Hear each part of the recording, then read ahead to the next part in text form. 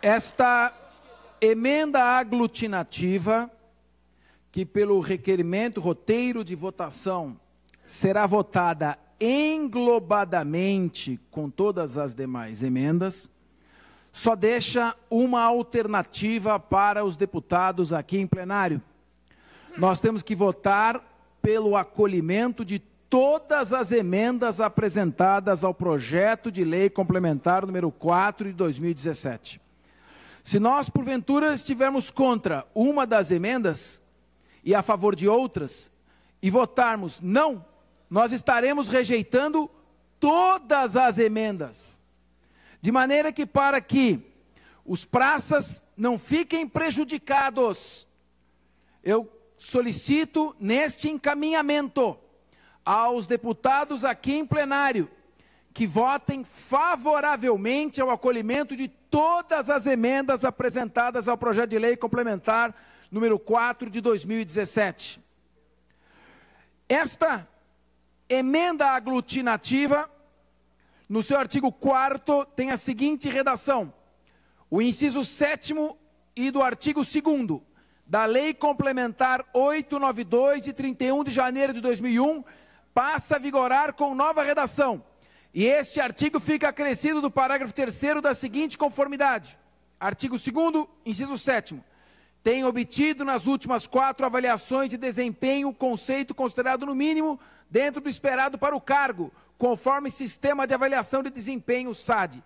Parágrafo 3º.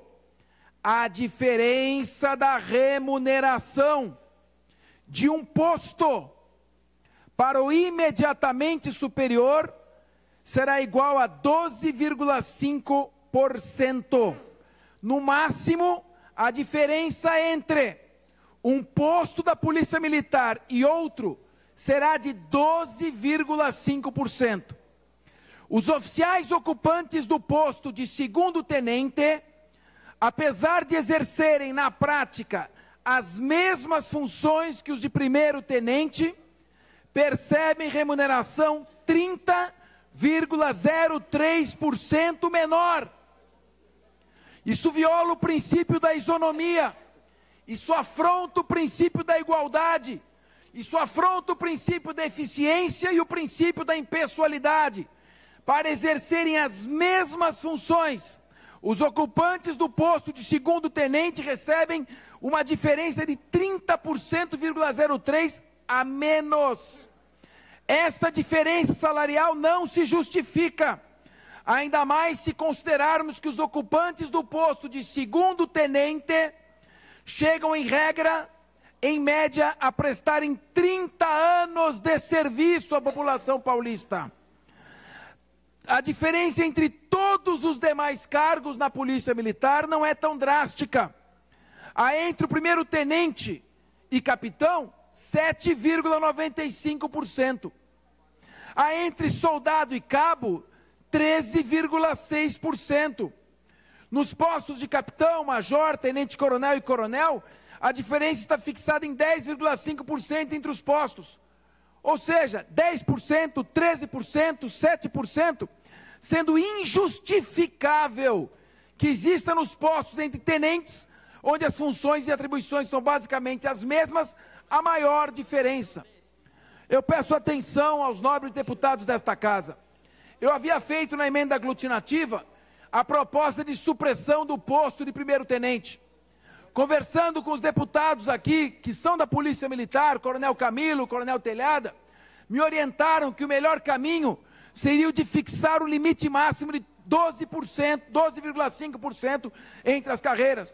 São policiais experientes, um foi comandante-geral da Polícia Militar, o outro comandou a tropa de elite, as rondas ostensivas Tobias Aguiar, orgulho da Polícia Militar. E com eles eu conversei, e me orientaram a encaminhar desta maneira. Como é que pode, entre uma função de capitão e major, tenente-coronel e coronel, a diferença é de 10%? Como é que pode a diferença entre tenente e capitão ser de 7,95% e a de segundo tenente e primeiro tenente 30,03%? O que é mais parecida? A função de segundo tenente e primeiro tenente? Ou a função de tenente e capitão?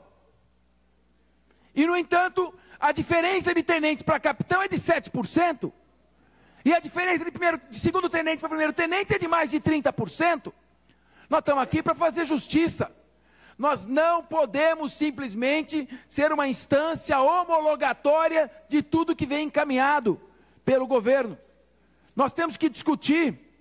Eu, quando estive na presidência da Assembleia, que está muito bem exercida pelo deputado Cauê Macris, várias vezes lutamos para aperfeiçoar e melhorar projetos. Quando eu era deputado, não era presidente da Assembleia, nem líder da bancada, chegou aqui um projeto de desmanche, de destruição de carcaças, um projeto mal elaborado, que veio da Secretaria da Segurança Pública. Nós modificamos esse projeto e foi aprovado exatamente nos termos da nossa modificação. Então, evidentemente, o deputado Barros Munhoz exerce aqui a função de líder do governo. Então, se ele não quer ser líder do governo, ele abre mão da sua função. Sendo líder do governo, é seu dever de ofício e de lealdade espelhar a posição do governo. Mas, deputado Barros Munhoz, eu discordo, no meu modo de entender como deputado, discordo desta posição do governo. O próprio governador gravou um vídeo dizendo que ele é sensível e está de acordo com este pleito.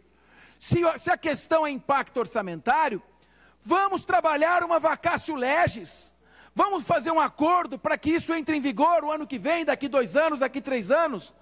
Mas não vamos perder essa oportunidade, porque nunca mais virá um projeto como esse, encaminhado pelo governo.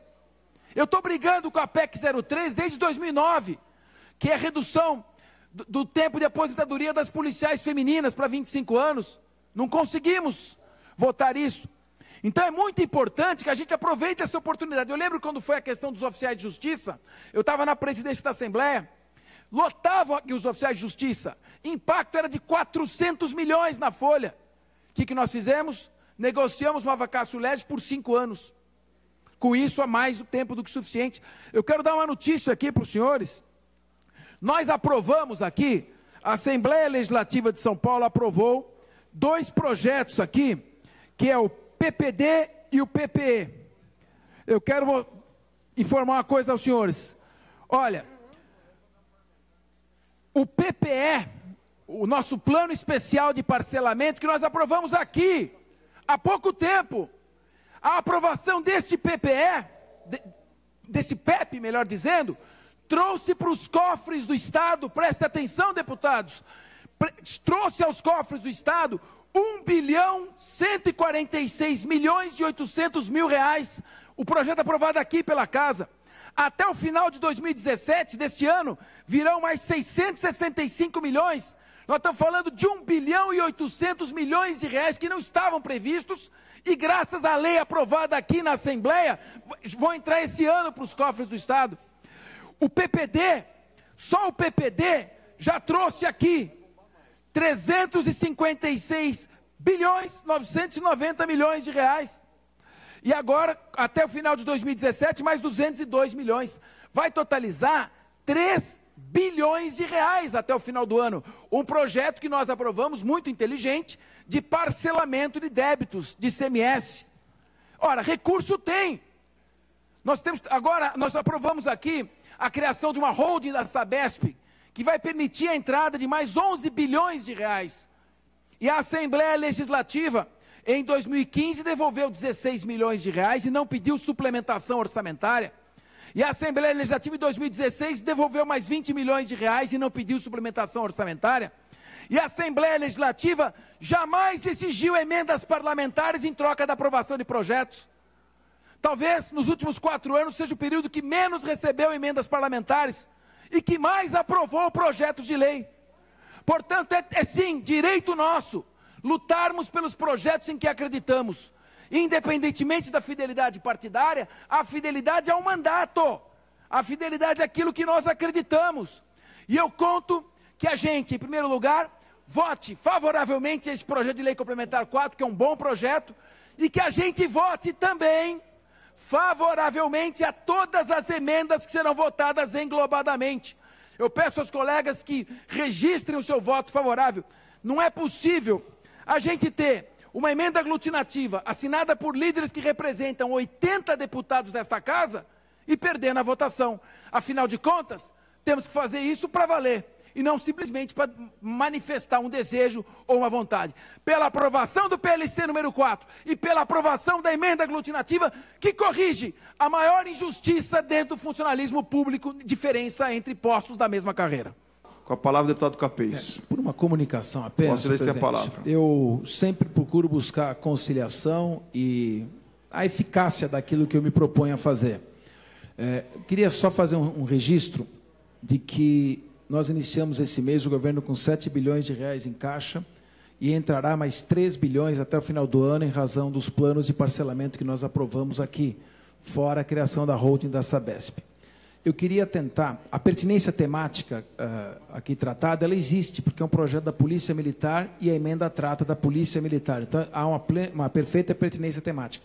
Eu queria verificar se é possível construirmos um acordo, suspendermos a sessão para construirmos um acordo para adaptarmos uma vacatio legis.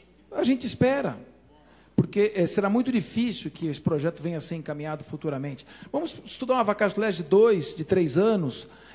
Eu entendo a posição do líder do governo, ele não tem ele não pode tomar uma outra posição, não ser a posição que espelhe a posição do governo, senão ele deixa de ser líder do governo. Então eu compreendo a posição do deputado Barros Munhoz. Agora, eu tenho uma posição em que eu gostaria que, para que ela vingasse, nós estudássemos uma vacatio legis, que é um período entre a publicação e a entrada em vigor. Com isso, o governo teria tempo de se adaptar. O que existe é uma grande distorção entre carreiras no funcionalismo público e muitas injustiças. Isso tem que ser registrado também.